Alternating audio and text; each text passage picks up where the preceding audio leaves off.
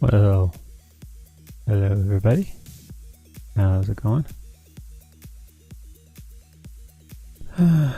Sorry, I was a little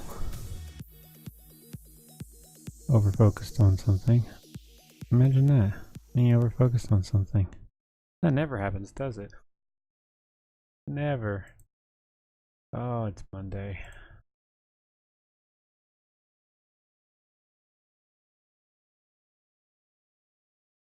So how's everybody doing? I've had quite the weekend and quite busy.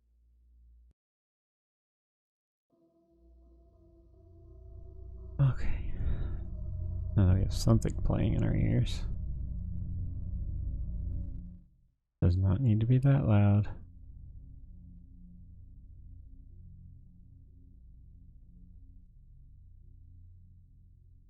There we go.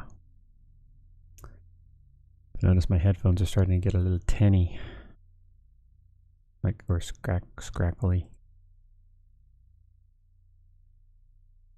Okay.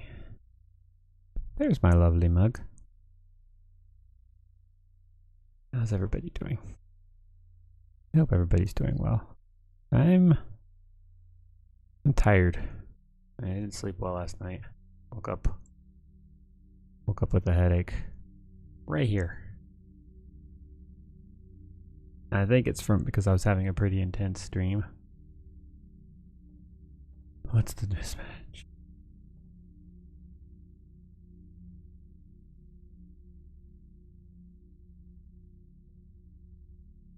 Oh, crash landing. Sorry. I have a mod issue. Gotta turn it off real quick. So we're going to be having a talk show today, talking with Cellist Mike. We'll be there. We go. Go ahead. Playing some Rimworld multiplayer, and we'll be having a discussion here. I'll be bringing him in a second. I don't want to bring him in now. So say hello, Cellist Mike. Hello, everybody. How are you? So I've been sleepy, but that's okay. I've been trying to give myself that sleep as it comes. That's good. The last 2 nights of dreams haven't been horrible, which is good because even though they're normally not so fun, they were exceptionally rough. Mm-hmm. The last 2 nights, so it's like a little bit of a breather. What about you? I already said on when I opened up that I'm a little out of it and that I have a headache. I'm pretty sure because I was clenching my jaw on the latter part of the evening, because I'm having a rather weird dream. Yeah, and a mouth guard. Whether it be a super expensive dental.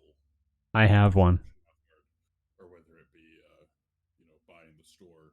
A mouth guard will prevent the teeth grinding, but it wouldn't prevent the jaw clenching, right? Nope. Does not prevent that in the slightest. In fact, that's why I wear it. Because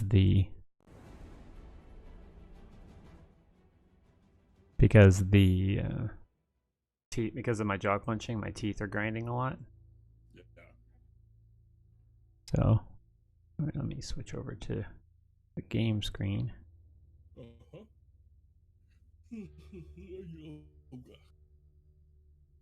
There we go. Still super early in the game. Yes, it is. Well, because we tend to talk more when we play this one. Yeah, which is kind of the point. The reason why we play this one. this slate up in the northwest. I think that was naughty zone, right? I think. I don't mind playing right next to it. Just have to remember, excuse me, not to deconstruct. I gotta tell that. I gotta tell the device to stop doing all the school announcements. Time to get ready. Time to Well, leave. You are late. it's always out of Late. school this week, so. Oh, the entire week? Mm-hmm. Hmm. Thank you, PTSD. This is, man. I always have negativity. My psyche is full of negativity. This week is my favorite holiday. Mm-hmm. Thanksgiving in the U.S. is this Thursday, and Yeah.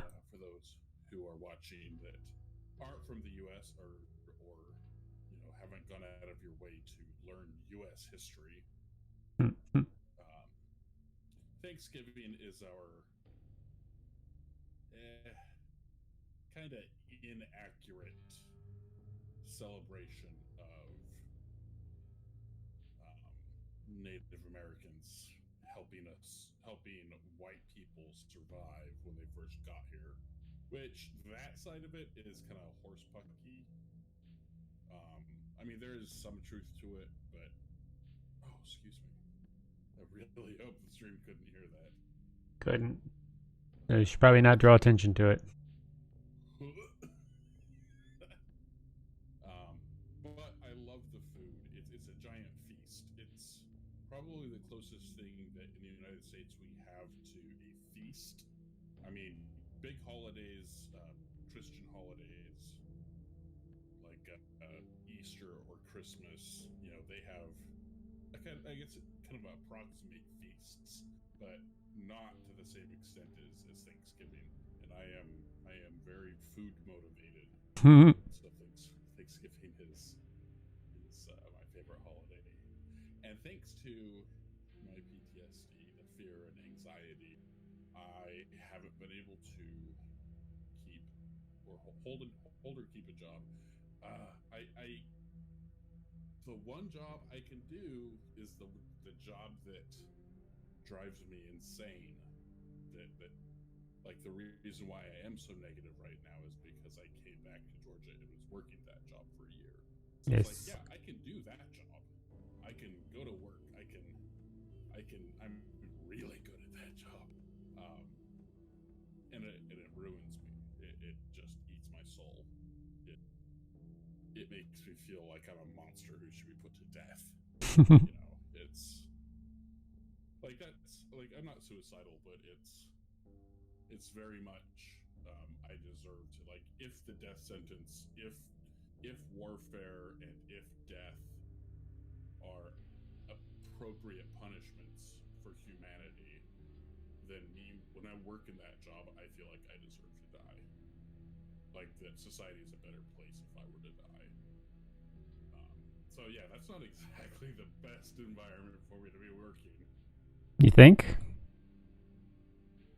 So yeah, it was coming back. I was doing pretty good, but it was coming back to that job for a year. And even though I've been out again for 11 months, it takes more than 11 months for me to recover from living there.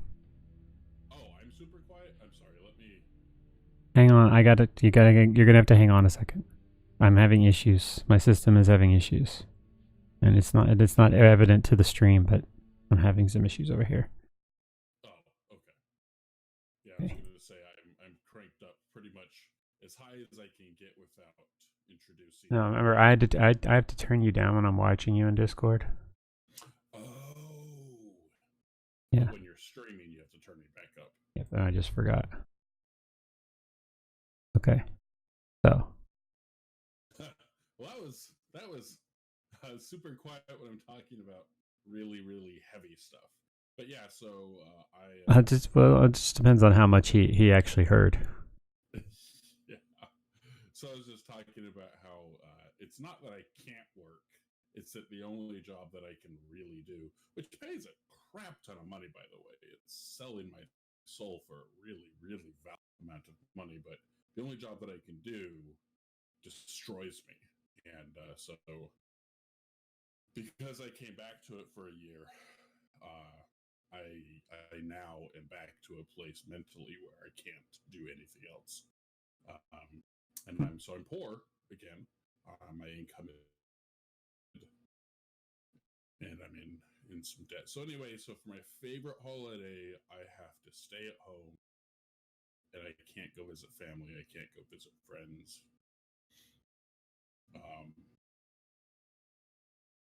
This is where you miss us being around, because we always invited all you lonesome souls, and we didn't have any place to go. Yes, but I don't think I ever had Thanksgiving with you guys. I always had other places to be. Yep. I do believe that was the case. Back to all the negativity, like all of the PTSD. For Veterans Day, my second oldest brother, who was in the Army, he messaged me. Is like, thank you for sacrificing what I was ready to sacrifice, but was never asked to. And I didn't respond to that, but I used to always go up and do the 8 or 9 hour drive to go visit them for Thanksgiving, or go visit my sister who's 5 hours away. But I can't do that anymore. The PTSD just is too much. I can't. Yeah, I remember it was like North Carolina you would go to, right? North Carolina for my sister's family, and Virginia, near kind of an hour and a half out from DC, for my brother's family. But I can't do that anymore. I'm stuck. My brain just keeps me stuck. So yeah, favorite holiday, and I'm stuck home.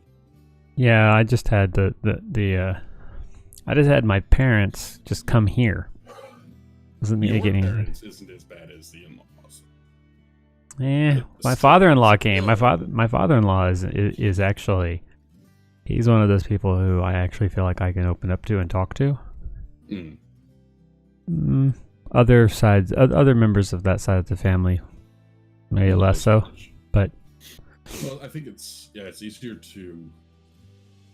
Oh, I don't like saying generalities because there's always exceptions, and in this case, I'm about to say that it's easier to open up and identify with people that you have more in common with. In this case, gender, but in-laws, it can be. Yeah, it can be. I guess it depends. Yeah, that's what I was. As soon as I had the thought, I realized no generalities, and in this case, this generality is not necessarily applicable. Yeah, not always applicable. So I'm probably gonna have. I do have a pork loin that I've been defrosting. I mean, I'm mad at money. I'm poor. I don't get paid till Friday. I won't have money till Friday, I should say. But I try to make sure that I have groceries available. But yeah, so my favorite holiday, I'm just gonna have normal everyday food all by myself, and it's lovely. It's wonderful. I was invited, not personally, but kind of a broad scope. Anybody that wants to come to go up to Atlanta, but that particular friend, any invitation to spend time with is a very, very, very loaded invitation. Kind of a. It's too emotionally exhausting. Yeah. For me to really enjoy a holiday if I were to go up there. I mean, family friends that are here local. Being out and about is generally exhausting at this point. It's part of that. The managing all of the extra stress that's around. And you can unpause it. I unpaused it for a little bit, but I've realized you might not have been paying attention. So this is a simple. 2 friends here. This, so everybody knows, this is a very simple colony that we're just running multiplayer on to give us something to do while we talk, because sometimes we need a distraction. So one of us can be talking while the other person controls it, because we have the same colony open. Yeah, it's multiplayer, so we are both controlling the same colony. So yeah, I just had to do it yesterday. Sundays for me are always tiring because I always get to Sunday and there's things I have to do in the afternoon, but I spend the entire morning into the beginning part of the afternoon out and about. And as much as we manage it, and as much as having my service dog helps, it's just Still he can't turn the volume down of everybody that's around me, and he can only protect me from the crowd so much when they're coming from every direction. Yeah. And then while I have a place there that I can go to that's relatively safe, and I've told them as much. We just did the book. We just did a study on the book Safe People, which I'm going to be breaking down so that we could do like it in segments on here too. Mm-hmm. I mean, we've talked about the topic a handful of times. Yeah. The book. The book is more. It helps you understand how to be a safe person and how to identify safe people. Okay. And it goes very well with the concept of boundaries. Yeah. And I found the two working together to be very helpful in terms of recovery. Okay. If that makes sense. What is Pepe supposed to be doing here? Pepe, I don't know. grows, mines, Paul, clean research. Pepe, I think Pepe just needs relaxation time. Stargazing. Don't we all? But yeah, so Rimhud, I think, is one of those that shouldn't have been causing problems, but I can almost guarantee it was. It was causing the what do you call it? The self-tend bug. You couldn't have self-tend on. Well, no. That's how it was supposed to be. It was supposed to be fine unless you touched self-tend. We never touched self-tend, and yet I'm still pretty positive that it was causing problems. Yeah. That animal one was, I think, probably our most problematic mod. But yeah, that one. Yeah, it caused a lot of problems. Hey. So. Okay. Pepe is researching now. Yeah, because we need batteries. It is 70 degrees outside. But yeah, so I mean, it's just the class that I go to, as much as safe as they are, they still requires. I don't like. I spent the first half of the year just kind of hiding in the corner, and the class was very nice. They didn't make me do anything that I didn't have to. If I put, because it is a church, if I put a request for thoughts and prayers up, they wouldn't ask me. They would ask my wife. So I mean, they were very understanding and they didn't even put any pressure on me when it came to that. As soon as it got to mine, they would just look at Michelle, and she would take it in for me. And then towards the end of the summer, shortly after we moved, I decided I wanted to be more involved. Uh-huh.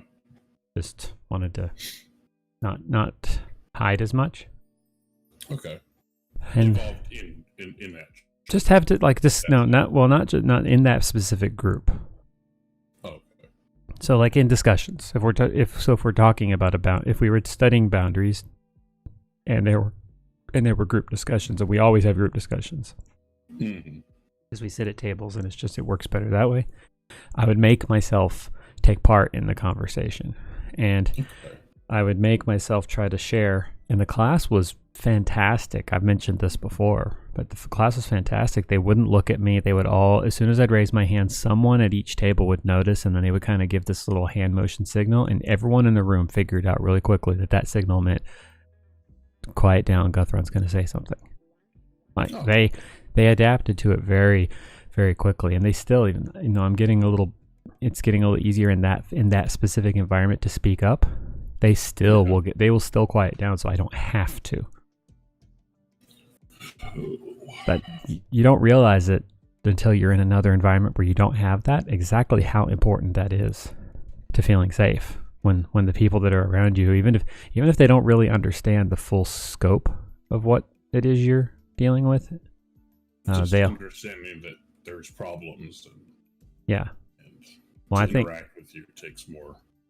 I think that it finally hit them when we finished studying Safe People, and I got to the end, and because my wife led it, she asked the question, what can we do to make this community a safe space? And I and most everybody didn't know what to say, and so I straight up said, I said, look, as someone who generally always feels unsafe, this class does a good job of helping me feel safe. Okay. So I wanted them to know that they were doing a good job. And then I told them something that I think they could do. And, they were, okay, that's a good idea. And so then I just did it for them. The suggestion was, let's move the tables. Because the way the tables were arranged, if I was a newcomer, especially with the issues that I have walking in, I would have just turned around and left. There was no place that you could kind of sit back and watch. There was, but I'm assuming. There was, but the problem was, it was at the front. So in order to get sit in the front and sit back and watch. Yeah, exactly. So the way the room is, it's a perfect square, and they had 4 circular tables in there, set in corners, basically. Not like in the exact corner, but it forming a smaller square in the middle. And it was set, it matched the room, so I'd take a table in each corner. And the way everybody would sit when they came in, because they didn't want to be too close to the screen so that they could watch it, the way everybody would sit is they would sit in the 3 tables that weren't the corner where the screen was. And so, when a newcomer came in, the class was really good about trying to make sure that they moved around. But for someone that doesn't want any attention on them, that means they're going to be right in the line of sight for everybody. Yeah, that's not sitting back. So I made the suggestion last week, and I'd say this was a big point of growth for me to be able to get up and say to the class, look, this is how we can help make it better. Mm-hmm. And I said, let's move the table so that instead of it being a square inside a square, that we turn the square so it's a diamond inside a square. Okay. And so I did it, and then because we didn't send word to the facility to keep that's how we wanted the tables, they put it back, but then we moved it again. And we set the diamond up, and it actually worked fantastically. We filled all 4 tables, and there were people there that were new who were able to sit closer to the door, and me, I was over on the wall opposite the door, so it was nice for me because I didn't need to be near the door, and I could see the whole room. That was all because you were able to express, hey, this is as a person who needs this sort of, not necessarily isolation, but safety net. Yeah. This is the way we can offer it. Yeah. And even when they talked about it, when one of the leaders said it's a good idea that Guthron had here. Obviously, they don't say Guthron, but it was a good idea he had, and thanks for just doing it for us. So we kind of just jumped right in. I was paying attention. I was looking around, and everyone in the room still gets it. None of them looked directly at me. They looked at her. Because, sometimes when they say, let's, thank somebody for doing this, everyone will look over at them and maybe they'll clap or something like that. Or, whatever is appropriate for the moment. They all just kind of kept their eyes on her instead of looking over at me. Which is a natural thing to do.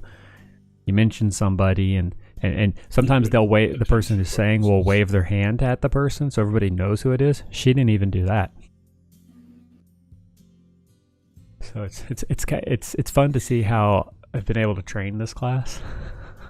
That makes sense. Yeah. So, yeah.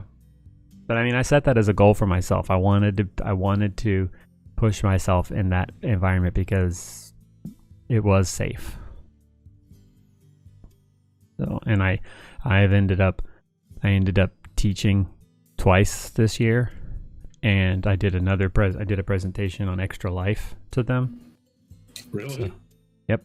We had a kind of a miscellaneous day where we didn't really have a lesson because the person that was scheduled to start the next one couldn't come the next week, and it wasn't service project time. We made it service project time, but while we were doing the service project and we were fellowshipping, we were just eating and everything. I asked if I could do a presentation on extra life, so I played the Tory video and I talked about what it was and why I extra life and stuff, and they've been asking about it ever since. I keep wanting to know updates on it. Boy. Yep, it's always there. It's always trying to raise money. It's always trying to distribute money. It's yep, and you can find out more from mine at that link.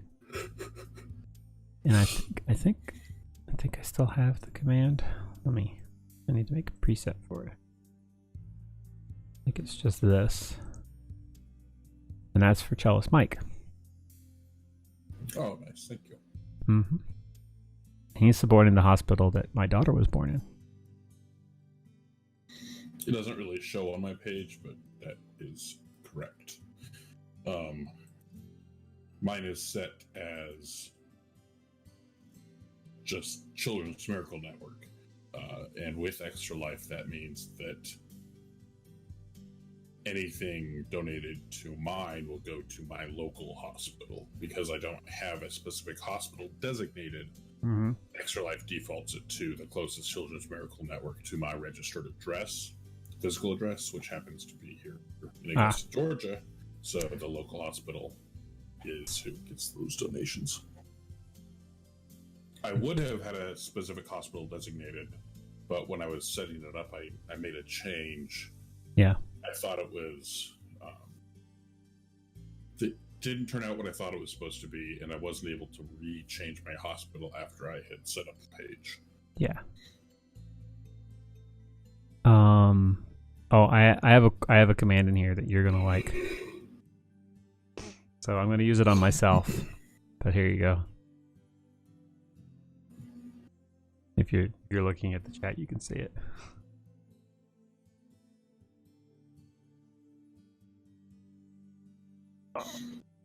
Your trash, does that not get screened? No. The phrase "your trash"? No. Oh. But yeah, that was from when Link was doing the Extra Life marathon for the Nerd Stash, and somebody came in and said something along the lines of "you're trash at being a player." And his response was, "Goodness gosh, and didn't say the name, but said you're trash at being a viewer," and then hit the ban button. So I made that command just because it was so funny. I clipped that and stuff. I keep telling the Mr. Nerd Stash he needs to make that as a command for us, so we could, when we get a troll, we can hit that button. So it's a pseudo troll. Yeah, we're trolling a troll. Yeah, you typed in Guthron after, and so it inserted your name there. Yes, if I do it without it, it'll also do the same thing. Oh, where is the Ancient Danger? Danger. Okay, yeah, it is up there. I thought it was up there. We already knew it was up there. Why didn't we just get the... Because I think that's the first time we've been digging or working towards... I think you have to be up closer towards it or working near it for a certain amount of time. I don't remember what the trigger is. Yeah, because I mean, we've already smoothed all those tiles right next to the wall. Yeah. So maybe it's that whatever's inside is farther up, and so he got closer to it. Okay. I'm not sure. We knew that that's what that was, but we hadn't actually received the warning yet. Obviously. Okay, so they're done doing the task that I had wanted them to do, which means... sorry, I'm just very tired. What do we have? What is that? Slate? That's you're allowed. You're allowed to be tired. That's allowed, I'd say. Thank you. I mean, it's how early in the morning, and plus you get up early, and around this time is when you start getting sleepy. Yeah, I get up early sometimes. Yeah.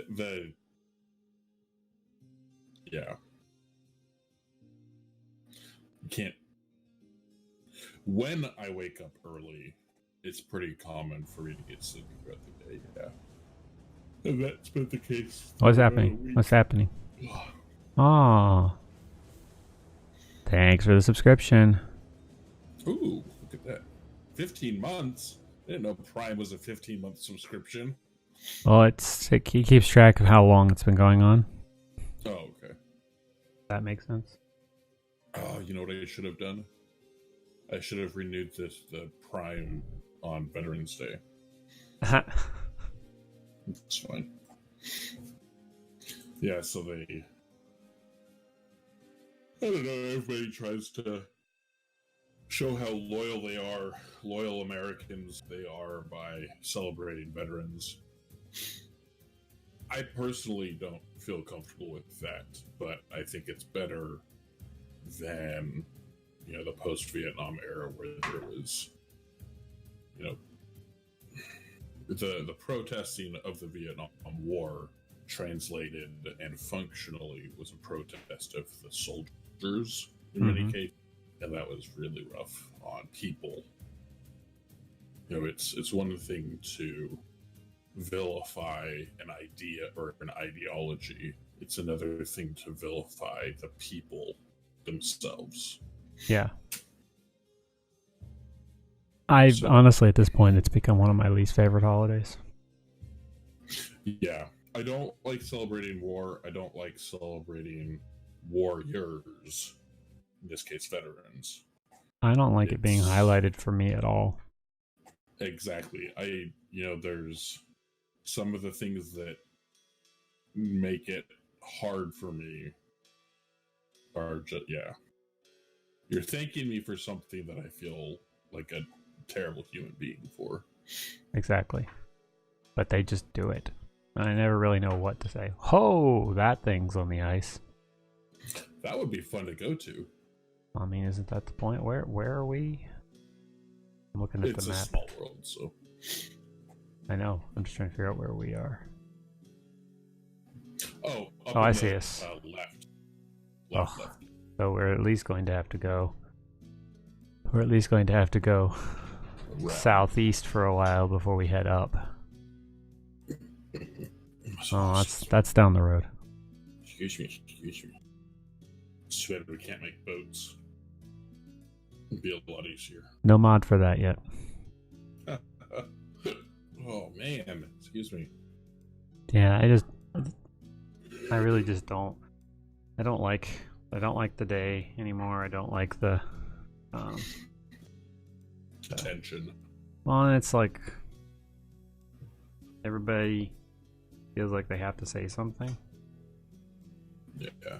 And even though I've made it clear to some people that I don't like it, some of them insist still on doing it. So, I will. It for me now. Every November 12th or 13th is spent just stay home, blocking things. No. In this case, your phone off. Well, I do that anyway, but no, during the days after, because I won't go on Facebook on the day of. So then I go on a day or two after, and I have to go through and I have to look at things that people have attempted to add to my timeline and not allow them. It's not like I'm not appreciative that they thought of me, but I just don't want it highlighted. Well, it's like, let's see. Let's say you're an actor. Mm-hmm. And Wesley Crusher. So you're an actor, and there's a lot of different roles and parts that you've played. I know where you're going. This is a great example. And there's one role, one part that you've acted in that everybody remembers you for, but you personally hated. Yes. And so every time somebody sees you, every time somebody comes up to you, they remind you and they thank you and they identify you with this one part of your life that you hated or that you struggle with or whatever. It's a negative thing. They're like, hey, negative, how are you doing? Hey, negative, how are you doing? It's like it's your surroundings focusing your identity on that one thing that you dislike or you struggle with. And so, yeah, that's what Veterans Day is for me. Yeah. It's always a catch-22. I mean, you saw I got my new license plates.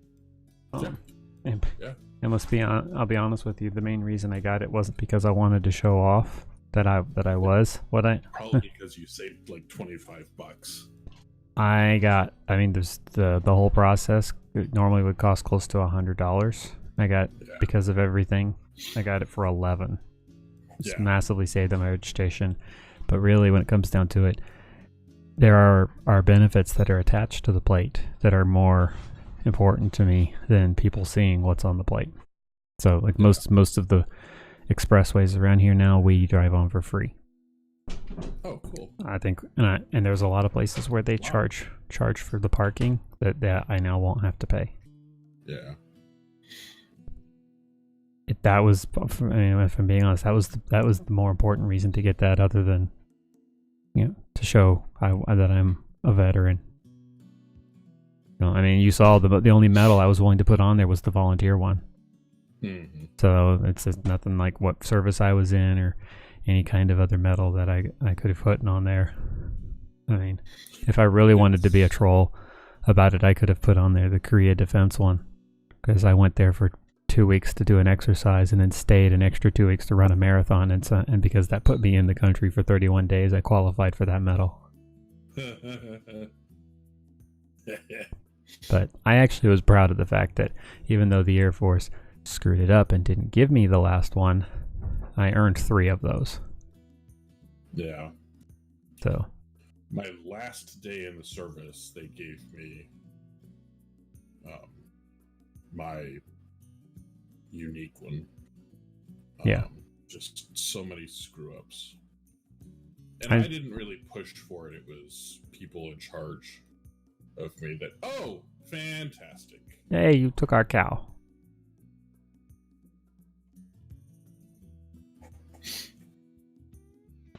There you go.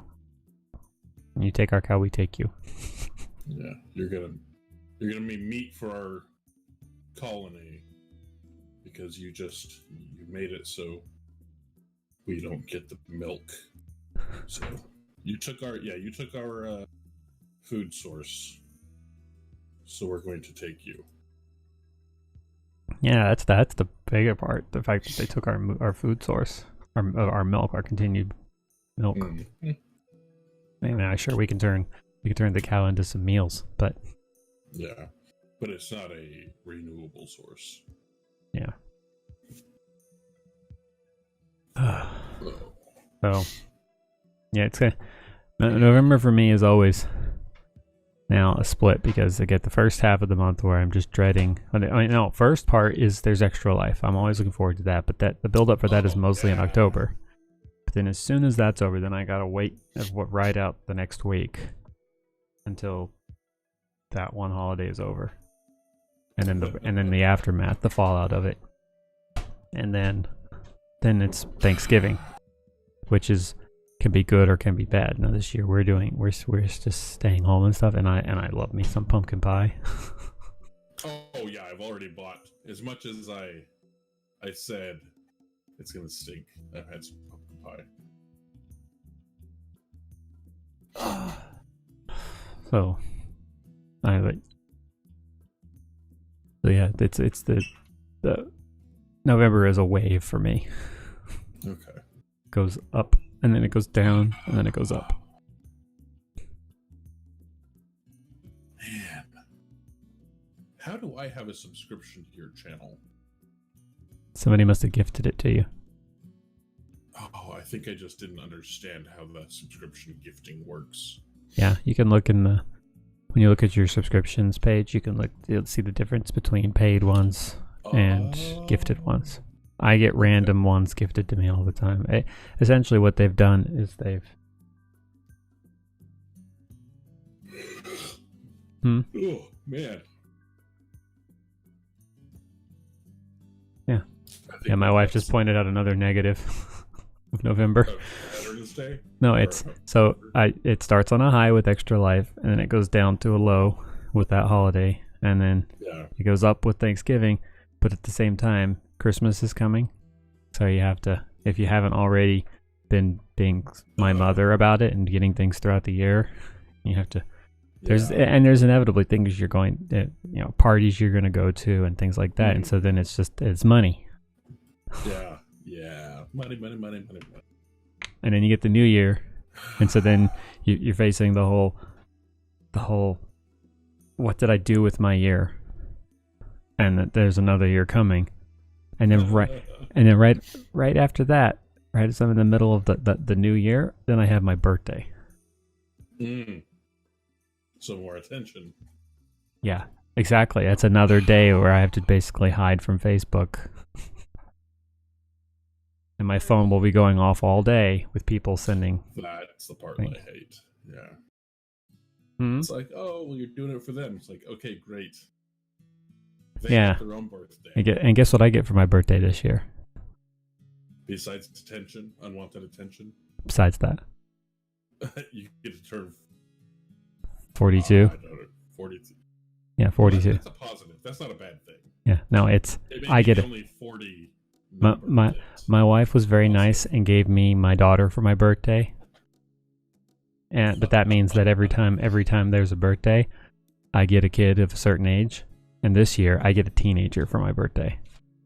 She turns 13. Yes, she does. Kid's growing up. Yeah, but the hormones start before that, so it's not like, 13 is technically teenager, but the teen... the tween part is already, she's full in tween. Yeah. She's already there. Yeah. You get a teenager. That's okay. I was looking at pictures of my second grand niece or nephew. I think I have a grand niece and a grand nephew now.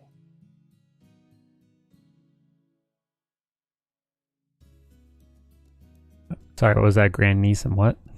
So I have a grand niece and a grand nephew. Yeah.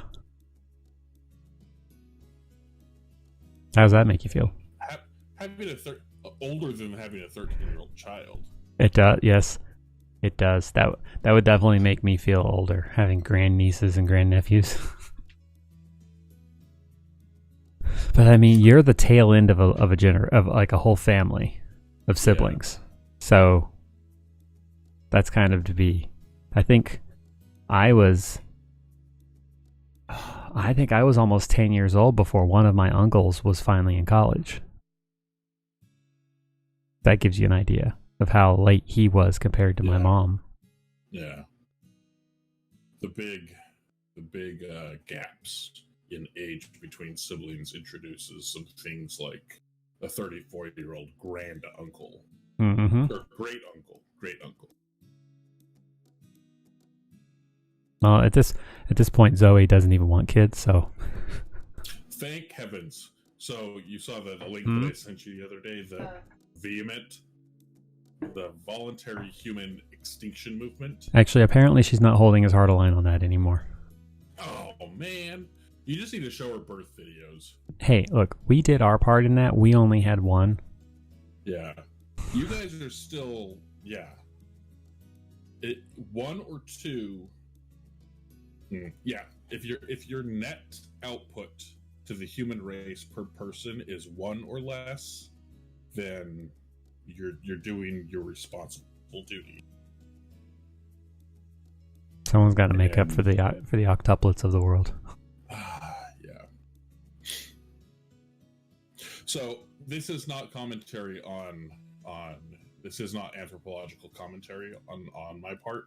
This is just personal opinions. Mm-hmm. I want everybody to know that these comments do not represent Guthron. They do not represent veterans. They do not represent Twitch streamers. They don't represent anything other than Cellist Mike. I personally think, this is Cellist Mike. I think that humans ruin everything, and we should never, and we should all just voluntarily not have children. Let the race die out.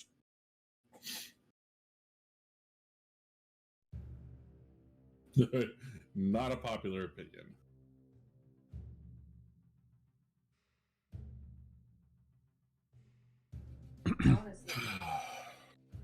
My wife has pointed out the flaw in your logic. I can see a lot of flaws with it, but the birth rate in the lower educated is not dropping; it's increasing.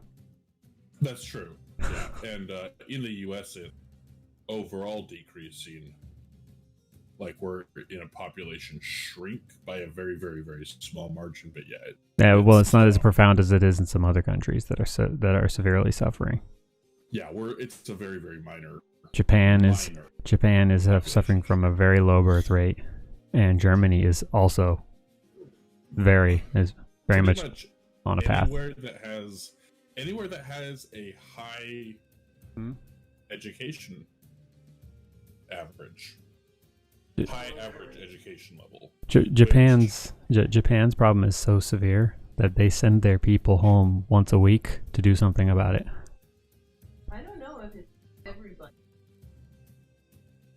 Like, not, but it's that is a thing there. Yeah. See, and I'm like, no, let it happen. I mean, just it's a single generation. You're gonna have it's gonna be wonderful. You'll become more wealthy and more wealthy and more wealthy until the last group is still alive, and then just you're fine.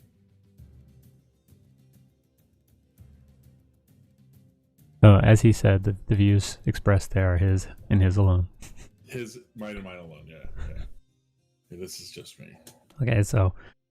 But yeah, so in the developing world, and in I hate the terms first world and third world. I don't like that. But in the undeveloped world, so rural, global rural economies. That's why they call it the developing world now. Yeah, but then there's also the parts of the world that are still repressed and still tiny, or don't want it. Yeah, there's not all quote unquote third world countries want to be a developed industrial nation. Mm-hmm. But population boom, population growth is still present, or is present in those areas. Okay, so I'm changing the topic on you. Okay. So, the topic at hand, I'm going to aim it right at you. Yeah. So, when you're talking about what we, Hindrance. Yeah. I mean, everyone understands the concept of goals and what they do for you, but it's a mixed bag. I think overall,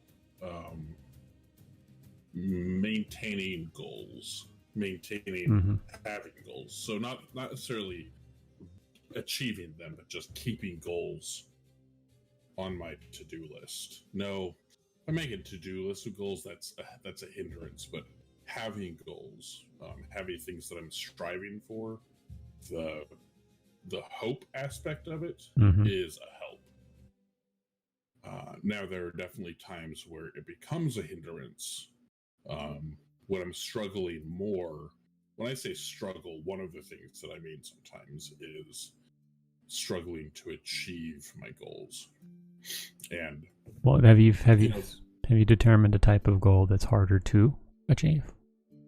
Like, do you like specific goals, or like if they are large versus small, or and you could maybe it's easier to frame it in the how was it before and how is it now? Because I could say that for me, I have to shrink. I like having a larger goal, but I have to shrink them down now. I got to focus them to day to day, because if I don't focus them day to day, I get too easily overwhelmed by them. So while I can say this is a big goal, and I'll pick something that's non-threatening, extra life. I have bucket list items for that, right?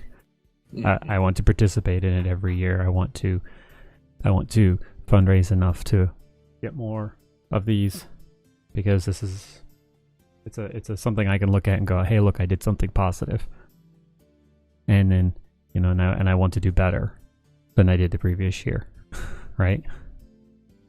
So, but even that is okay, so those are big goals, but if I'm sitting here just focusing on those three, outside of the first one participating, it can be daunting. I remember in August looking at what I'd fundraised at that point, and I was getting very, very depressed about it. And that lasted into October, when I was still barely over 500, and then I'd kind of settled, like, okay, I guess I need to readjust. I can't, kind of like accepting the new norm, refocus the goals. They say it's okay to not do as well as before because there are other things to consider. Yeah, exactly. Because I said one of them is to do better than the year before, and I had to accept that I was. And then right around the time I did, then more fundraising coming in, and I knew more was coming in, but then people who I wasn't expecting, donated. I guess, yeah. As long as I'm able to maintain the perspective of not achieving a goal is never failure, which is a very strange concept. It used to always be very strange for me, but now it's like an essential concept. Not achieving a goal is never a failure. Okay. If I can maintain that mindset, then I'll do okay. Then then my goals are helps. But it's so easy to slide into a failed, a missed goal or a not achieved goal is a failure. If I slide back into that mindset, then it's a hindrance. Yeah. So that key is really trying to hold on to the mindset that setting goals, working towards goals is in and of itself a success and a positive. Yeah. If you don't achieve your goal, it's not a failure. It's never a failure to not achieve your goals. It may be a message. It may be something, it may be a learning opportunity. It may be, hey, you need to adjust your goals. But not achieving your goals is never a failure. Ever, ever. As long as I can maintain that perspective, then goals are helps. Goals will always be helps if I can maintain that. But that is a hard perspective to maintain. Hard. Oh yeah. I'll give another example that I face pretty much daily. I have this tracking system that I set up for myself for my at-home work, because for my part-time, the part-time work that I do at home is audio transcription, which is something, it's a skill that I picked up as part of my previous life that one way, like it or not, I'm good at. Yep, you track it. Paperwork, man. Yeah, paperwork. And I love paperwork. Well, and it's one of those you want to know if your time is being well spent. Oh, productivity specifically. Yeah, so I created my own tracker. I took the one that they had, and if there's another thing that I learned from my previous life, it's Excel foo. Yeah. And I mean, think about the thing. I'm not going to go too deep into it, but the thing that I built was all about Excel foo. I was taking data from where it was and putting it into something else, and it involved a lot of Excel foo. Data analytics. Well, the presentation side of data analytics. You weren't necessarily doing the data analytics, but what a lot of people forget about big data is big data by itself is irrelevant. It's what do you do with it? How do you present it? How do you use it? And so your tool didn't produce any new novel information. Nope. But how do you present the information? How is the information accessible? It's like, and it took it from where it was, and it said, I'll give it to said customer in a way that they didn't realize they needed.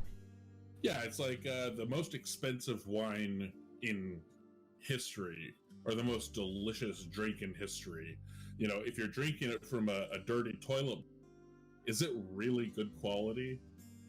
And so, yeah, what you did was you carved a really nice goblet, a wonderful, beautiful goblet that just happened to keep it fresh and make it super easy to drink from. Well, and it was always frustrating to me to not have information, and it was frustrating to me that I felt like we were being wasted. Yeah, the information is there. The information is available. It's usable, but it was, freaking dirty toilet bowl. Yeah. So, as a result, I learned very much how to look at data and take it and put it in a form that could be analyzed. Yeah, and so in order to help myself, you enjoy doing now. Yeah, and actually I do. And so in order to help myself check my productivity, I built this thing that actually will break down the work that I'm doing and tell me how I'm good, how well I'm doing in terms of how many hours I'm actually working, how much production I'm getting per hour, and how much I'm getting paid per hour. Which, when you're getting paid per pages that you produce, it can be hard to determine that. Mm-hmm. And that thing is a double-edged sword. It is so because you could be for no reason, for some things that are completely out of your control. Suddenly, phone calls start getting, start showing up. Somebody gets sick. A car suddenly requires a lot of maintenance. It's suddenly in your face. You don't sleep for, like you really, really, I mean, I'm pretty much used to not sleeping, but you really, really stop sleeping. It gets to a much more, obscene level. Yeah. So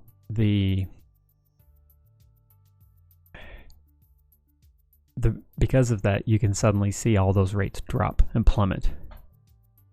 And so I have to be very mindful of the fact when I'm looking at this data and it's starting to just go belly up on me, to remind myself, well, okay, sure. Like I told you yesterday or the day before, the fact that I was able to keep my rate up as high as I did this week, despite the fact that I lost Monday, I lost half of Tuesday, and I lost half of Wednesday. Yeah. Was, for me, that was just me being stubborn. Whereas the week before, it was the same thing. My pages per hour was half, and my pay per hour was a little over half of what it was this week. So I have these because I want them to help me. I want to be able to track how I'm doing, and it's nice to see, and I've got them all color. They change colors to help me see, okay, you're progressing, you're making progress, and then you hit the goal and it changes to a positive color. You're like, yes. And then you hit another goal and it changes to another color, and yes. But then when you're sitting there staring at it and it's still red or orange or yellow, you're seeing this failure stacked up. And it can mount, and it can. Yeah, like you said, it's hard. It's wearing. It's like water on a beach. And that's why it comes back to the key is the real key for setting goals when you have these mental blocks. Let me rephrase that. The key to setting goals when you struggle to function is remembering that working toward the goal is in and of itself success. Every little step you take is in and of itself success. Setting a goal is success. That not achieving your goal is never a failure. It could be a learning opportunity. It could be a message, but it's never a failure. Yeah. It's never a message that says you're not good enough. Never a message that you are less than. It can be a message of, hey, your goal may need some adjustment, or what were you able to succeed in, or what were you able to achieve, were you able to finish. Don't make that your goal. Put your goal a little bit ahead of that, maybe to bring it back from where it is. But yeah, never a failure. But it's hard. It's so hard when you see red red. On your tracking. And then, well, and then that's not okay. So these are goals that you set for yourself. Now, Yeah. how about when someone else sets the goal for you? That's one of the things that the last therapist that I worked with made it so effective. Is that therapist was able to convey to me that the goals we made together, that he made for me or he guided me into making, I guess, but I was accountable to him. Yeah. Okay, but what about, let's say, for an employer? Oh man.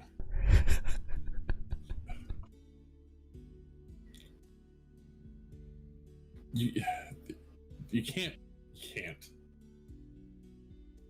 for your own mental health, you can't measure yourself to anybody else's ruler.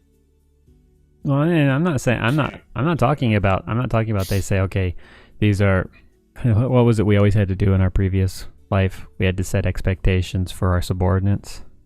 Oh. And then as long as they met our expectations, hey, Tenacious D, welcome on in. Howdy. We had set expectations for our subordinates, and and we had to make sure they understood them, and then if they met them, we could say they exceeded, right?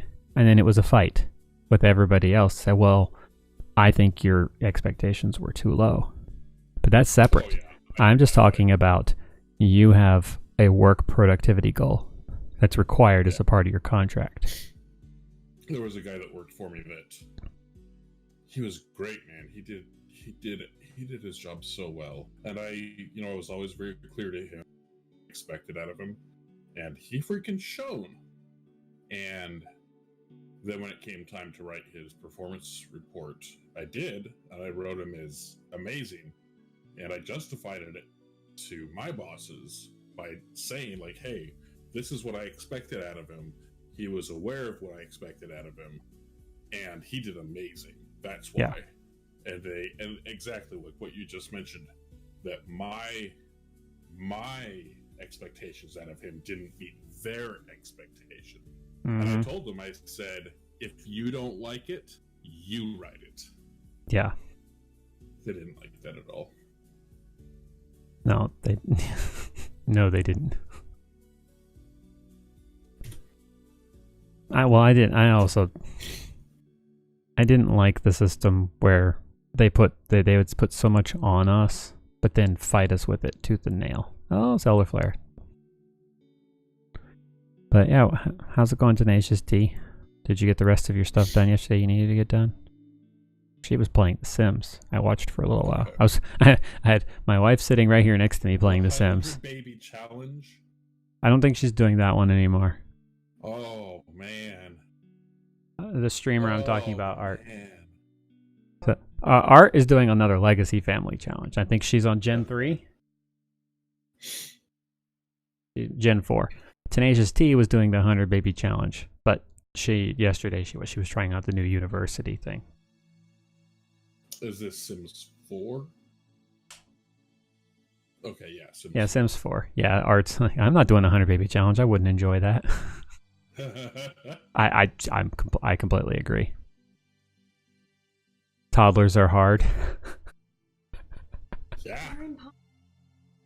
And Art's over here. You can't keep them fed and rested. They're impossible. Well, yeah. That's toddlers. The funny thing is when they first put toddlers into the game, and like when she first started playing Sims 4, I mean, she loved the toddlers. She thought it was the cutest stage. Not anymore. Yeah, they are cute. Well, they can be. Tenacious T. Amen. They're terrible. They're freaking monsters. I hope you had a good doctor's appointment. I hope it went okay.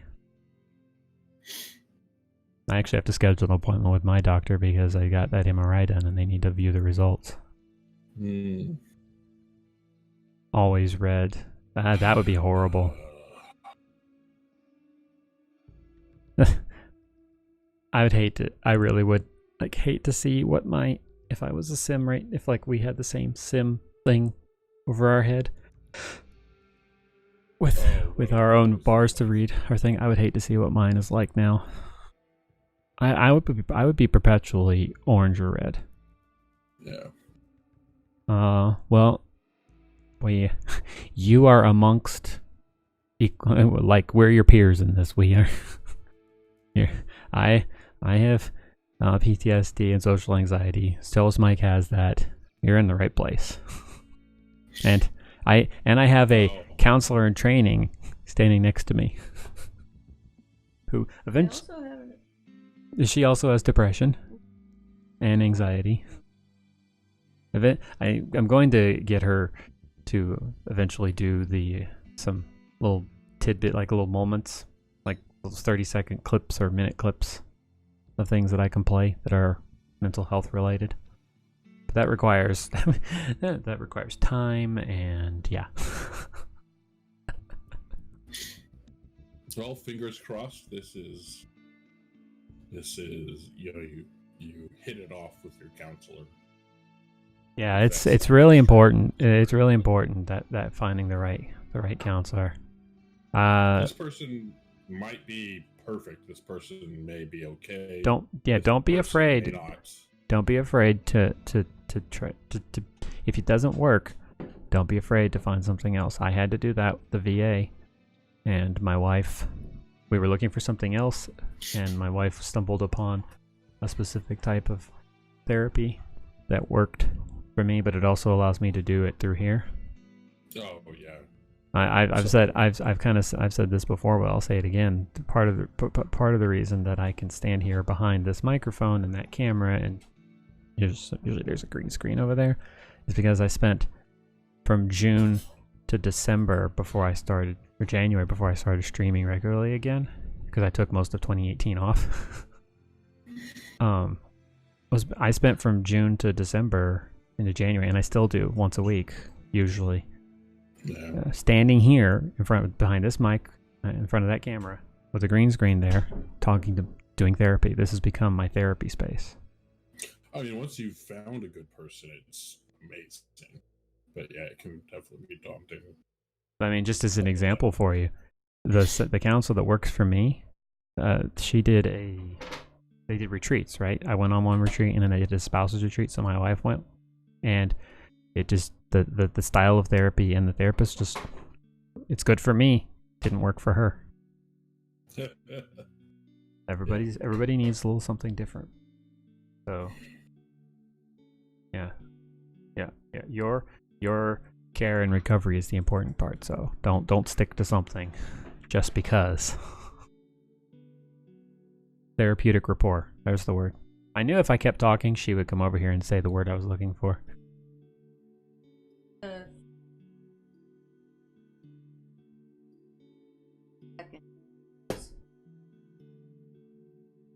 So her words of advice are, the first most important thing is whether you think it'll work, and then the second is whether you connect with that counselor.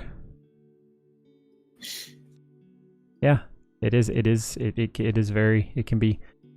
That's why we do this, and part of why I dragged Jealous Mike kicking and screaming into doing this, because I wanted him to have a place he could just talk, but at the same time, no pressure. I mean, how many times have you just me entertaining people? That's not what I'm doing. Yeah. But that's me. But I mean, how many times have you just had to drop it and run? Yeah. But it's fine, because we understand that. Yeah, it's like, hey, sorry everybody, Jealous Mike's gone. Yeah. I mean, I've had to do this solo because Jealous Mike also has a challenge of his body hates him and will force him into hibernation. And then refuse to let him hibernate, and then force him into hibernation, and then refuse to let him hibernate, and there's no pattern to it. So sometimes I'll get up and it'll be time to do this, and I'll get no response. Sometimes he'll be here, and then other times he'll be here, but he's on his way, he's crashing, and then other times he's just not there at all. But that's okay. At least when I'm not here, you still stream. I think I've only ever done this by myself once. Yeah, you were kind enough to fill in last week while I was trapped at the VA. And I do say trapped. Yeah. Although I will say that was a lot easier last week because Groot was my service dog was there, and he was, for the most part, much compared to his last time at the VA, he was so much improved. Nice. Like last time, he settled down out in the lobby area, okay, but when we went back into the office, he started having issues there. He didn't like it there. But this time, when I went into the office, she closed the door, and he actually finally passed out and went to sleep. Oh, wow. I think it was a combination of the floor was carpeted as opposed to the tile floor out there, and there was nobody around. It was just me and the vet advocate I was talking to, and he just passed out. Oh yeah, I'm trying to remember where we left off with the goals thing with you. The work one, yeah, the work one. How someone else's, not just their. Not like when we put our expectations on our subordinates, but just the job itself has built-in goals that you have to achieve. That pressure. I'm both a fantastic and a horrible employee. On the one hand, I'm fantastic because I'm very communicative. I'll ask for clarity on what they expect. I'll be very clear on what I'm capable of. Mm-hmm. Ah, crap. So it's one more total than last time? 12. Oh, crap. So it's more total than last time. I don't remember what the context of that was. It was Rimworld. You were doing your extra life thing. Huh. But that's the thing. It's out of context. That could be. I think you were being attacked. I don't remember. It could be like a plague or something. Maybe. I probably wouldn't have said "aw crap" for an attack. You didn't say "aw crap." That was just my edit. That's a pseudo quote. Yeah. I edit that for the ones on here. When I say things like flibberty gibbet or fuddrucker or shiznit, those are. I don't actually talk like that. It's specifically for Twitch and your streams. Fluffingtons, that's my new favorite one. Fluffingtons? That's what Fluffy does. InstaFluff, who's a huge supporter of the stream. I manage my stream using that app right there, Stream Puppy, and he has a thing on his desk. He calls it Sir Fluffington. It's a Pokemon, I think. But when he's coding. Because that's pretty much what he does. I learned so much from just hanging out in his channels and doing and some of the things I have happening in my channel right now are all because I sat there and worked and watched him do it and just been banging my head against code. And when he gets really frustrated with one, he'll just go, Fluffingtons. It starts with the F and it's like trying to fill in the rest of the word without it being what you're really thinking. There's a reason why when the safe spaces thing posts, the comfy coding corner is in there, because it's always a nice calm welcome thing, and you always know what you're gonna get. Although the baby Yoda meme generator that we built last week, that thing just so off the wall. Looked fun. Looked fantastic. Although, so I am not paying for Disney Plus, but a single subscription gives multiple device uses. Mm-hmm. And my brother has Verizon and has the year free use, and he gave me his login for one of the devices. So I have been able, even though I am not paying, I have been able to. Some kind Cave World Illuminator named Saburo is crashing in a transport pod nearby. If he survives the impact, he will be badly wounded. Alright, so he's from an enemy. So if we capture him, it's not going to make any difference already. Yeah, he's the permanent enemy. So we can't even release him and get goodwill? Correct. Ooh. So we can capture him, make him a prisoner, but we can't get goodwill. Or we can just let him die. Then that might make him even more mad. Yeah. What? Yeah. What is he? Is he any good? No, they're a permanent negative 100. Okay. Undergrounder, chemical interest, jogger. Yeah. And he is not really good at anything. However, let's get him stripped before he's dead. Yeah. Yeah, I like setting my own goals. Although I need some external goals to push me to do that. Yeah. But it just depends. Like I was saying before with that thing that I built, it just takes one thing to mess up and it can start this avalanche. Mm. And that's different from the way I used to be. I still would get frustrated with the things like that, but not so. I could handle the stress. I used to be. When it came to work, like in a work environment, I used to be much better at handling more stress around a project. Now I get exhausted from it so quickly. Which is why I try to manage those a little bit better, just like to shrink them down so that I can feel that little. Here's an example: the cut length that I take. I will not take long cuts because I get so. I keep looking at it and I think I should be done by now, and it just snowballs. Yeah. So yeah, I'll tell them, or I'll listen to their expectations. I'll ask them to be very clear about their expectations. I'll find out what they expect. And then if they expect something that I don't think I'll be able to achieve, I'll tell them. I'll tell them, I'll say, hey, I understand how important this is. This is not something that I'll be able to offer you. Yeah. You will not get this from me. Yeah. And by doing that, what I've found is they're usually more understanding. When it happens, if I say, hey, there's going to be times I can't do this, then when I fail at doing it, I've found are usually more understanding.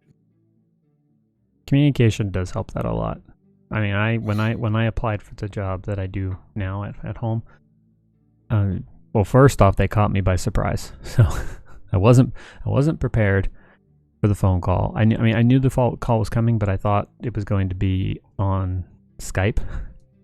Then when they called my phone, I didn't have my Bluetooth headphones. I don't like talking on my phone with it held up to my head. It hurts my neck after time, and my arm starts to get. I just don't like that. I'd rather use the Bluetooth headphones. But I had to do it outside. So I was standing outside in an open space, but it was the middle of the day, so most everybody wasn't home yet. So but I was constantly turning. I was having to turn myself around. I was walking in an oval, like a racetrack oval, because I didn't want anyone to surprise me while I was so focused on. Oh, nice. We have all males. Yeah. Well, I was focused on it, and I told them, I said, because I had to have it thought out all in advance, and unfortunately my notes were on my phone because I was expecting to have my phone in front of me when we talked on Skype. So, which is why I was glad. I wished I'd had my Bluetooth headphones, but I was able to bring it up and look at the notes, and then put my head back up, the phone back up to my head, and tell them, like, when I do this, I need to let you know a few things about things that might potentially trigger me. Mm-hmm. Did they attack those traders? Those were the people that visited us that could trade. Oh, they're gonna be so mad at us. Yeah, they're like, where did our people go? They died. Well, they were dumb enough to walk through a cave with bugs. Yeah, well, that's not our fault. So they killed 2 of the bugs, which is why I came. So it's like, while we have 2 of them out, it would be good to take a stab at killing the last 2. Hey, Tenacious, I'm already on your Discord. I was in there yesterday in case I caught clips of you. But thanks for the invite. I'm glad you wanted to make sure I was in there. So, but it was if I can tell you if I hadn't done it in advance, able to set that expectation so I could manage my goals when I worked with them, it would have, if I hadn't planned it, I wouldn't have been able to do it. So I wasn't sure yesterday either, but I did go look. But I actually have an equalizer software installed on my computer, so with specific equalizer setups to cut. If so, when I first listen, I have to listen to the quality of it. If it's got those hard, like those really loud S bursts, or there's a lot of really loud static on the line, I have settings that I can switch to cut all that out. It kind of muffles the like if I were to put something over the microphone and try to talk, it kind of muffles it a little bit. But then I don't have to worry about those loud static bursts. And I have to have separate ones based on the gender. And it's not always effective. I've had to walk away because of the sound that comes through, but I've been lucky. They have been very flexible with the work, and I have actually had to turn one back in and just said I'll take the deduction for turning one back in. I can't do this one. There are too many loud noises that are setting me off. But I've only had to do that once. Why are we killing the bug? Why are we killing the bugs? Did you really just ask that? Well, I thought we were going to leave them be for a little while. I'm just wondering why we suddenly... I want to go loot the stuff that the people dropped. Oh. Okay. So the people had killed 2 of the bugs. Mm-hmm. And so I decided it was a very, very good opportunity with only 2 left for us to... No, you're not wrong. No, that makes sense. Once you mentioned the loot, I'm like, oh. And because they've already... Are we going to take out the nest while we're there? Yeah. Yeah, I should. Okay, so... Because we decided to talk about it, I think something good that we can do for this upcoming week is set some goals. And then we have the regular ones, but you are gonna have to think about it. Yeah, but you have 30 minutes before we end. So I want to what a goal I have, and I think it's going to be a progressive goal, is I want to get my weekly rate up to the 150 pages, because I want to get that. I mean, it may not seem like much. I mean, you know the specifics of the contracts. It may not seem like much, but that's something I can look at and go, "Hey, I actually, quote unquote, managed to get a promotion." If you so, which in this one is in this kind of work, it's kind of it's hard to manufacture that kind of thing. Yeah. So, but I want. And then there's 2 that I can get. There's the increase in pay, and then there's the attempting the stuff that the more experienced ones work for. Mm-hmm. But I also don't want to lose the time I'm making on my story. So it's kind of a balance. And it's also going to be a little different this week because everybody's home. So it has to be adjusted. It'll have to be adjusted. I've already picked. I set my goal for this week. Here's one goal I've set for this week of being more cognizant of when I'm starting to get stressed by the input, the sensory input, and then when I do go to the garage, I can just go in the garage and just sort. I can take music. I can take something to watch. I can just go out there with. Most likely it would be like I'm writing playlist, because that doesn't really engage my brain too much, but it allows me to focus and just sort stuff for a while to try to balance. And the idea is I don't like the fact that on the weekends I get so overwhelmed by the input. I mean, it's not their fault. They're home. Yeah. I can't kick them out. That would be rude. Yeah. It would be very, very rude of me to kick my family out. Yeah.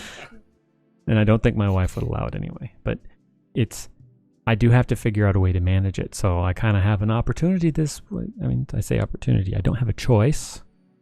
So I'm going to try to figure out a way to do the things that well, for one, I don't like working on the weekends unless I have to. Losing Monday, half of Tuesday, and half of Wednesday required some work on Saturday and Sunday. Forced opportunities are still opportunities. Yeah. So that's one goal. See if I can improve my management of the extrasensory input when the wife and the daughter are home. Another one is now that this is my favorite running season. Oh, it's perfect time for this is the only time I can run in Georgia. Oh yeah, I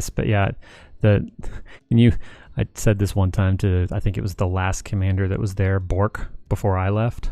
Yeah. Someone had re-enlisted. I can't remember who. It may have been Dewar. Yeah, Magnus. I think it was Magnus. I was there. Maybe. Somebody I was the supervisor for re-enlisted, and so I was there for it, and obviously the commander was there, and he had just passed his... I did. And just... the device is reminding me to take the meds. It did something, and to do it, he had just passed his PT test, and so the commander was telling him good job, and was asking about his plans for keeping it up, and I just made the comment, said, yeah, summer is my running off season. He's like, I don't want to hear that. I'm like, you live in Georgia, man. He's like, yeah, I don't PT test. I don't PT test in the summer. It doesn't mean I'm not working out, but I'm not running outside in the summer when by 7 o'clock in the morning, it's already 85 degrees at 80% humidity. Yeah. And it just gets worse. I'm not getting up at 4 o'clock in the morning. This is bad. This is not good for us. Yeah. So as soon as fall hits, as soon as that weather breaks at the end of October, November, I started running, and I wouldn't stop until the summer hit. Yeah. And there's that. If I'm running, yeah. That's why my PT tests were always in the late winter, early spring, because I'd had several months to run. I'll be right back. If you want to unpause it, feel free. Otherwise, okay. I will set up here back. Okay. So yeah, that's a goal. Is I want to have run at least twice. So I'm saying these so that everybody who's listening can ask me next week. Did you da da da da da? So. Hi. All right, let's see what's going on the colony for a second. And then Charles Mike doesn't know it, but he's got less than 30 minutes now to figure out his goal for the week. Pablo, what are you doing? Digging at granite? That's fine. I also want to finally finish making the intro and outro videos for the stream. So it's not just staring at a static screen. I have most of the work done for that. And I have a different one for the PTSD show.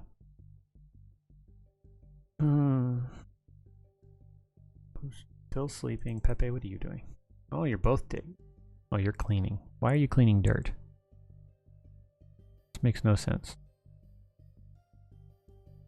I mean, it's okay to clean up dirt, but you're sweeping dirt.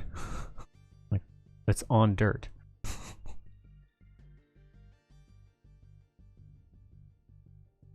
I think he's cleaning up rock rubble.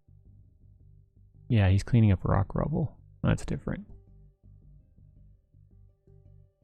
It's always interesting playing this with Chalice Mike because he manages his colonies very differently, and I don't like to mess it up because it actually is very efficient. But I never really understand how he does it. Because let's be honest, most of the time when this is happening, I'm a little distracted talking. So when we do this one, I tend to watch a lot.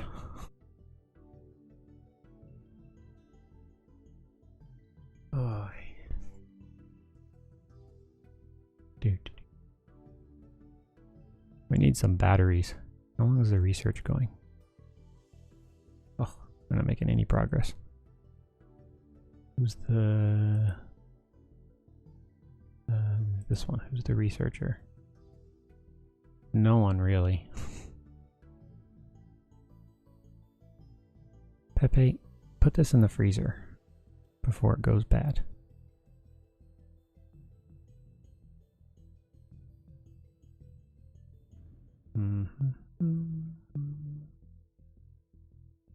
Well, I guess now's a good time to give you guys an extra life update.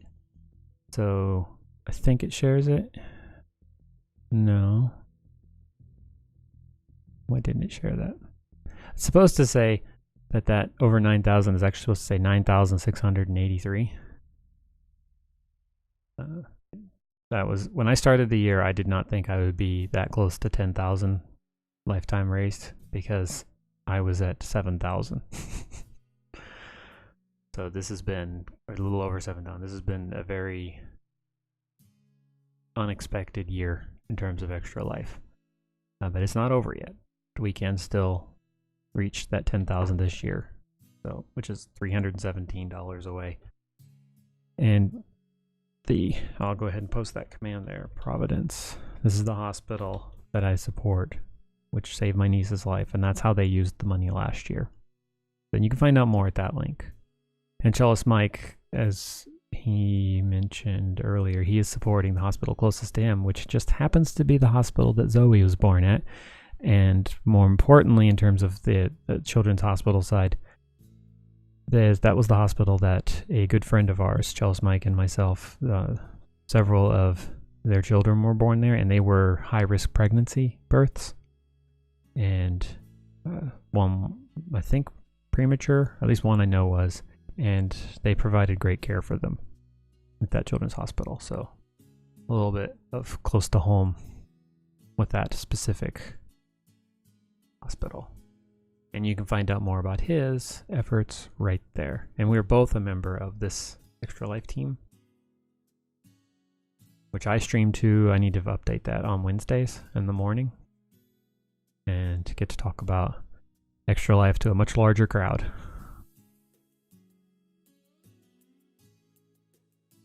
So there I did my Extra Life part. Let's get a random history fact for today. A New Orleans man hired a pirate to rescue Napoleon from his prison in St. Helena. That's hilarious. Clearly, it didn't work out very well.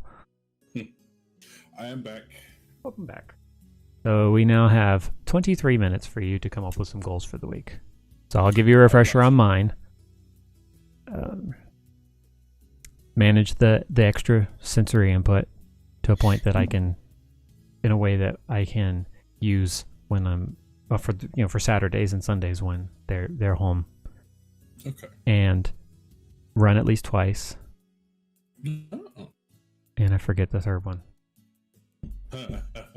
Yeah, so I was around when so I didn't hear the second two. You are so of no I help. can't help you remember. My wife's over here. I guess you're not going to meet that one.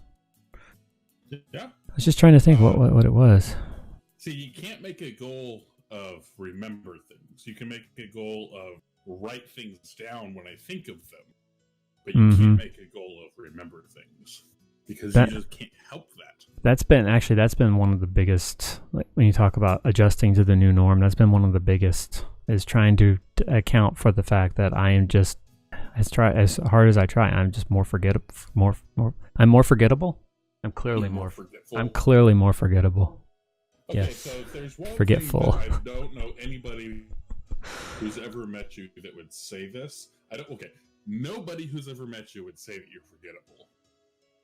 But I don't think they would say I'm memorable. I don't think they'd all say I'm memorable in a good way. That's a matter of perspective. It is. I know I can be a bit of a abrasive, yes. There's not. More so in the past. Yeah. Unless we're talking, flaws in video games. Well. But that's all opinion. That's all opinion, yeah, and we know it's opinion. Exactly. Yeah. Exactly. And it's a safe, if you're gonna have a discussion like that, talking about how different people view different video games is Unless you're talking about Final Fantasy VII, which the people who love it I ran into another one yesterday, and they're like, "That game is perfect. I don't care what you say." Like, okay, I'm not having this discussion with that type because they won't listen. Yeah, it's. There's some types you can't have that kind of conversation with. There is no such thing as something that we are. Nothing in our lives is completely good or completely bad. Mm-hmm. There are things that are positive to us and things that are negative to us with everything. And so if somebody gives an example of any component or anything in their lives, once you've recovered, I'll give you your former fiance. Oh yeah, that's good. If I remember correctly, you said that to the pawn that had my name.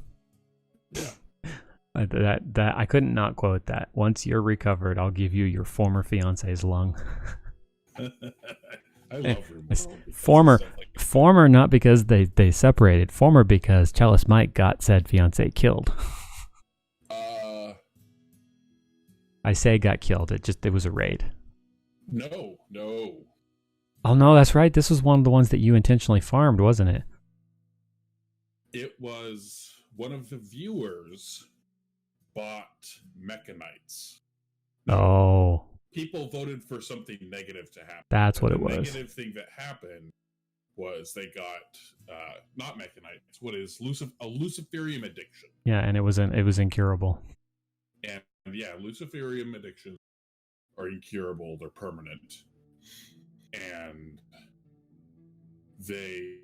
as they progress, if you don't keep them drugged up, as they progress, the character, the pawn will go psycho and like almost as though like Berserk. Yeah. And start smashing and killing. Which is bad for everybody. And then they die. Yeah. So as soon as they went into withdrawals, I scheduled them for organ recovery. Yeah, I remember now. Okay. It's still just a great quote. Yeah. That's why I made sure I put it in there. Is it paused for a reason? It saved. No, you're good. My back. Oh, okay. You're pretty positive. So what's your goal? You said you came up with some. So I have goals for the following week for this. Yes, so that you'll talk about next Monday. Okay, but that's a deal. I have to make my goals in 2 steps. Mm-hmm. One is this is my, and then the second part is.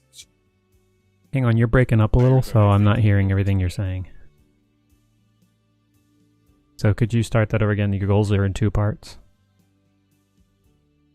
I always make my goals in 2 parts.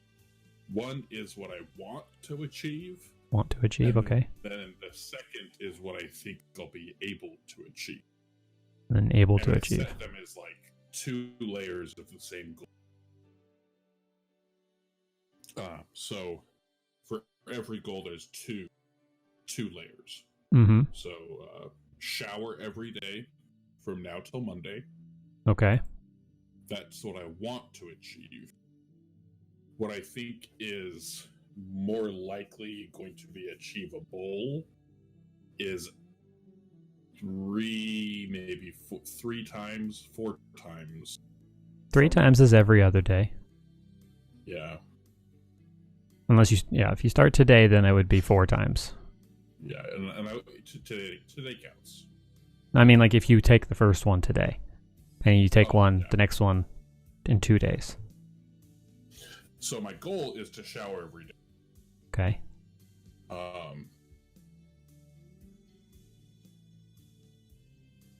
But the goal that I'm really shooting for, that I think I can manage, that I think I'll be able to do. Mm-hmm. So my achievable goal is 4 times from now till Monday. Okay, so 4 showers. 4 days. Hopefully 7. 4 days. Yeah. Realistically 4, idealistically 7. Okay? And I want to get 3 boxes filled and 3 boxes of crap filled and taken to donate. Yes. Yeah, this wasn't the third one that I mentioned, but that is actually a third one. This week I want to make progress on, besides organizing the garage as a way to help me manage the input, is make progress on my daughter's closet, because the upper shelves of her thing she's never going to use because she has storage under her bed that she uses. Well, she doesn't want to use it that way, but it's the only way I can make sure she doesn't hide stuff under there when she doesn't want to clean. So I've basically filled it with all of her Legos stored under there. Oh, so okay. when she wants to play with the Legos, she pulls them out, and when she's done, she has to put them back in there. Okay. So but as a result, I now have 2 shelves in her closet that where like the Christmas stuff and some other things that can't be stored out in the closet on her. So you need to pack some stuff up for donation as well. Some of it I'm sure will be. She has a lot of some of it's just going to be thrown away. So, and I made a deal with her. The deal was I personally will go in her room and I will work on organizing her closet, and in return she will do one task at a time that I give her while I'm doing that in there with me. Mm-hmm. And when we're done with that, she is going to sit down with me and we're going to put all of her Lego sets that she has into bins, separate bins, so that we have them all set together. Okay. And so we can do builds. Because the one thing that's nice about this arrangement is that the table is right behind me, but also because I moved my CPU, my PC, under the tower, under the desk, there's a lot of space on my desk now where we could just point the camera straight down and we could just do the build right here. Yeah. That sounds really good. So yeah. And she thought that was an okay one. Because I mean, when it comes down to it, I'm still going to be doing the majority of the work in the closet. Yeah. And she can actually sort the Legos while I'm doing that. That can be one thing, but I told her she has to actually take part in the sorting of her stuff in the closet. So, but I'm wrapping that into the whole, because if I'm not managing the input well, that's not going to happen. Mm-hmm. So if I can manage the sensory input well and my schedule, like that, I know this wasn't the third one, but I'm making this the third one. Be disciplined with my schedule, very disciplined. Okay. When things are supposed to end. So like the extra live stream on Fridays can sometimes go an extra half an hour. Mm-hmm. That's not happening. That's going to stop at 2 hours. Same with the Nerd Stash one. I usually don't have to worry about that one. That one ends on time. But same with this one. I'm being it's supposed to end at 10 o'clock and we're ending in 13 minutes. Yes. So that's, if I want to achieve that goal of getting all of my work done and hitting the 150 page mark in the 4-hour time slot per day that I assign it, so then I definitely need to have that discipline down of when things are supposed to end, because part of the reason I have that gap between this morning stuff and the afternoon work is so I can do cleaning and I can do something creative and feed myself before I have to start working. So yeah, it makes sense to move to say if I start late then I'm going to end late, or I'll give myself more time. But in reality, that only exacerbates any I'm running late impact on the rest of your day, which is constantly there, hanging over you like a cloud. Well, and I think it was last week you and I were talking about, not on stream, but we were talking about the spoons thing. Mm-hmm. And I'm trying to manage that. So actually I think it was before last week, because last Sunday I knew I was going to need to do work in the afternoon. So I was trying to manage my energy when I started the day so that I could. It may not have been last. I don't know. There was a day where I just knew I was going to have a big workload on the second half of the day, and so I was intentionally managing my my energy on the front half of the day because I wanted to be able to get the work done. And it worked. So that's another thing I'm trying to be mindful of, is not missing a meal, making sure that I give myself adequate time, even though I rarely ever succeed for other reasons, adequate time to sleep. Okay. Things like that too. Some people will say this is just common sense stuff, and you're not wrong, but but it's again back to a severe mental illness. It prevents you from functioning like a normal human being should.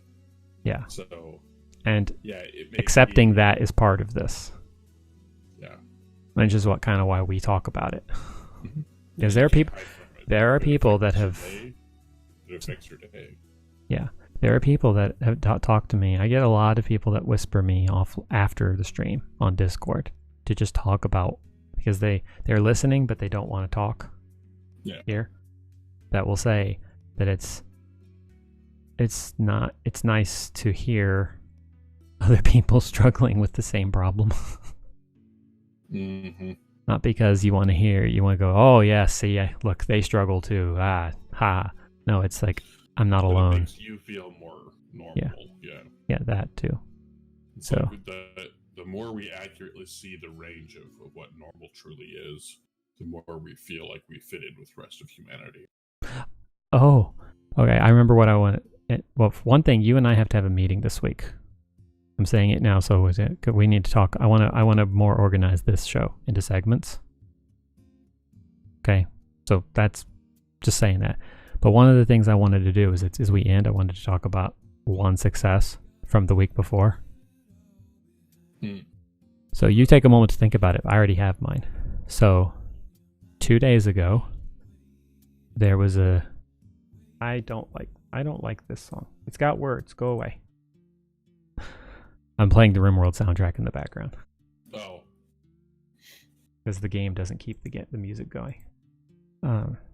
So, and since you've known me for a long time, you'll appreciate this.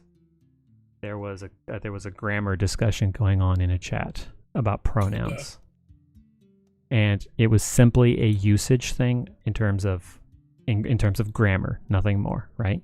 Yeah. It started because I was thanking someone for something. I think they gifted me a sub or followed me, or I don't remember. I was just saying thank you, but I accidentally said he when it was supposed to be she. Mm-hmm. And I apologize because I tried to do the generic, the T, when I'm typing it in chat, the T -S -he -y, when I don't know. Generally, they will tell you, and then I don't have to do any more. And so I just said, hey, sorry, I didn't. They is just so much easier. It is, but it's one of those, I don't, it's just like assuming it's a he when it's a she, or just using he because it's easier until they say something. There's some people don't like being referred to as they. Yes, and some people use they that don't like to have the S -he done. So it's just yeah, they. Yeah, it's not wrong to just say they, but there's more to it. It's not just, I mean, I could just say they. There's more to it, but if you don't know. But it's not just a matter of, I could just say they and then I don't have to worry about it. It's that I take that badge next to my name very seriously. Mm-hmm.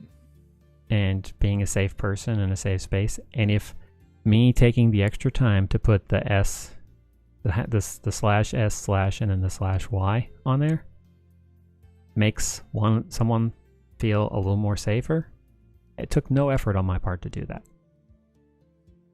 Because at the speed I type, it's just, I can just, and it's done. So anyway, Yeah. the discussion was going on about the proper use of pronouns, grammatically speaking, in a sentence construct. But someone joined the channel late and didn't realize that was what was going on. I thought you were discussing They got mad. non-binary using a general they there. Said person got mad, and I realized, and I made a point of, since it happened in the chat where everyone could see, I made a point of, okay, whatever, however this started, because it went on, I didn't want the person to be upset, and so since it happened there, I just said, hey guys, look, I messed this one up, and I want to say in front of everybody here, I'm sorry.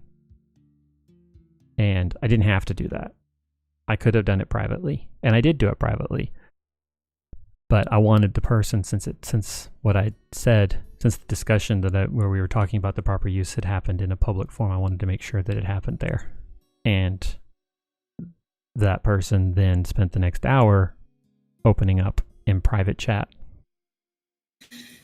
Because, like I said, I didn't have to do that. I just wanted to make sure I did, so that it wasn't just everyone saw me make them. I don't really want to say make the mistake. It was just the discussion was joined at the wrong time. And so I wanted to make sure that if someone else had actually been there the whole time, that I just said sorry, that I apologize. I'm still getting that right, that whole when to use what pronoun. So, but for me, I mean, think about, this is why I opened with you. You know me from before. That's not something you'd ever would have done before. So, I just finished that whole safe people thing that my wife led, and one of the things that was said there was one of the reasons why we felt that group, that community that we're in there, that was so, like, getting some things right, was that the leadership was they were willing to be vulnerable in front of people. Oh yeah, okay. That's a key element in creating a safe space. Is if you're in a group full of people who are sharing, and then you got that one person who just says, I don't have any problems, well, then it's immediately, it shuts it down. Uncomfortable for everybody else. Yeah. Yeah. So it's like, oh yeah, it's a microaggression. It's I guess one way or the other, the people in that particular channel view me as a public figure, a known public figure who's constantly being talked about as someone who creates a safe space. And so I wanted to make sure that it was understood that it was a mistake and an oversight, and I just wanted to make sure that it didn't ruin, that someone wouldn't feel unsafe because of that. Because of what you said, yeah. Yeah. And the person was very gracious, and he's like, look, I know you did not do that on purpose. You don't have to apologize. Yes, but I want to. So, there's mine. Well, what's yours? I've amped for 10 minutes now almost. You get to... What's my positive for the week? Week? One success from the week.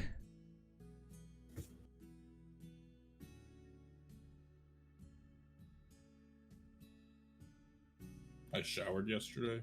Hey, yay. You took a shower. Good job. I did not shower yesterday. I showered the day before. Today's shower day for me. But I'm going to go run, so I'll really need it.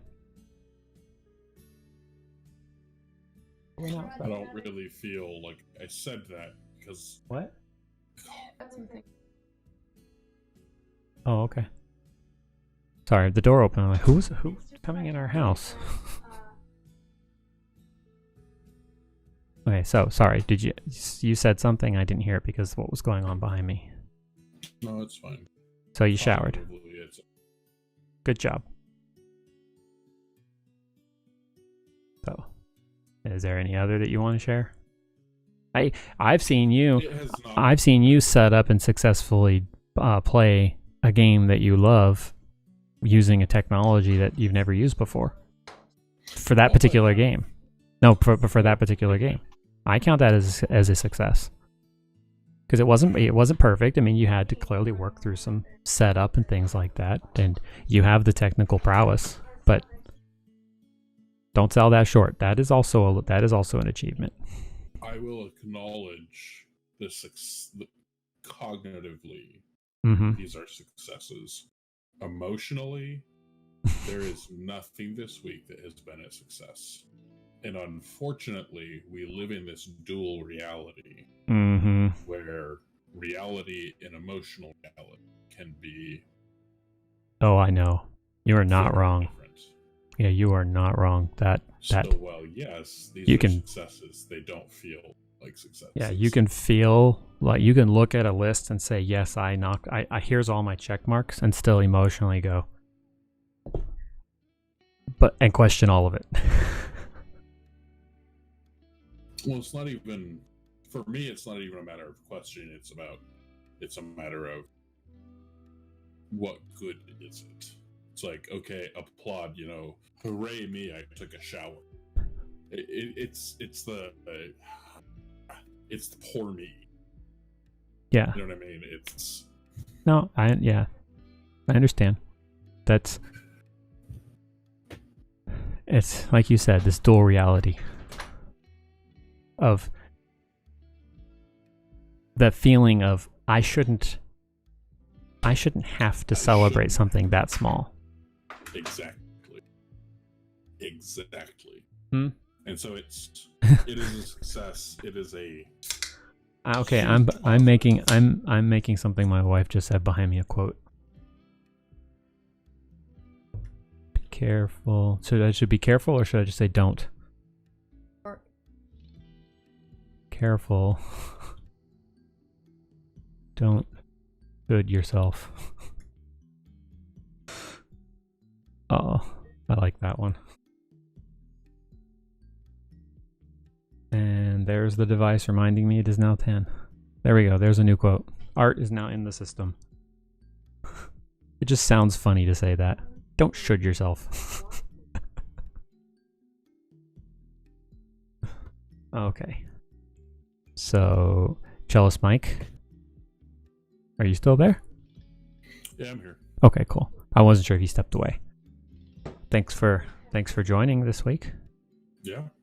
So I'm going to wrap things up here, and then I will be right back to discuss some other stuff. Okay. All right, I'm gonna go ahead and save and shut the game off. Oh no, that's good. I'll save also. Yeah, because I have to do other everybody. things. Yep.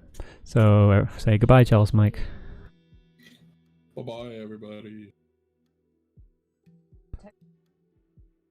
Okay, so thanks everybody for coming and hanging out and joining in. Thanks for the follow earlier. I saw that new follow. Tatius T, it's nice to see you. This is the stream you found me on, so it's nice to see you again. And good luck with your 100 baby challenge. So we'll be back next week for the same PTSD stream. We'll check in on our goals, and I'm not sure what the topic will be. We usually figure that out as the week goes on.